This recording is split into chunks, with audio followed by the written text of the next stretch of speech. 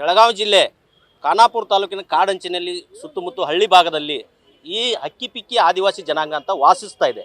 ಸುಮಾರು ವರ್ಷಗಳಿಂದ ಪೂರ್ವಜರ ಕಾಲದಿಂದ ಇವರು ಕಾಡಲ್ಲಿ ವಾಸ ಮಾಡ್ತಾ ಕಾಡಿನಲ್ಲಿ ಒಂದು ಜೀವನ ಸಾಗಿಸುತ್ತಾ ಇವರು ಬಂದಿದ್ದಾರೆ.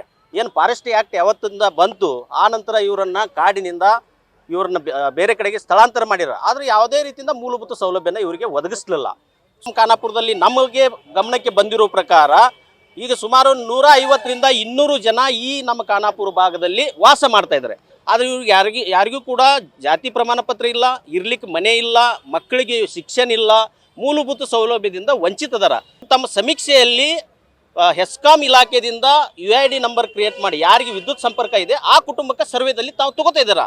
ಇಷ್ಟು ಕುಟುಂಬ ಅಂತೇಳಿ ನೀವು ಕನ್ಸಿಡರ್ ಮಾಡಿದ್ರೆ ಆಲ್ರೆಡಿ ನಿಮ್ಮ ಅಂಕಿ ಸಂಖ್ಯೆ ಈಗ ಬಂದಿದೆ. ಆದರೆ ಈ ಕುಟುಂಬಕ್ಕೆ ಯಾವ ರೀತಿಯಿಂದ ನ್ಯಾಯ ಕೊಡ್ತೀರಿ ನೀವು? ಭಾರತ ದೇಶದಲ್ಲಿ ರಾಜ್ಯದಲ್ಲಿ ಪ್ರತಿಯೊಬ್ಬ ಪ್ರಜೆಗೂ ಅವನದೇ ಆದಂಥ ಜಾತಿಯನ್ನು ಹೇಳ್ಕೊಳ್ಳಿಕ್ಕೆ ಸಮೀಕ್ಷೆಯಲ್ಲಿ ಭಾಗವಹಿಸಲಿಕ್ಕೆ ಸಂವಿಧಾನ ಅಡಿಯಲ್ಲಿ ಹಕ್ಕಿದೆ. ಆದರೆ ಇವರು ಹಕ್ಕುಗಳಿಂದ ವಂಚಿತ ಆಗ್ತಾ ಇದ್ದಾರೆ.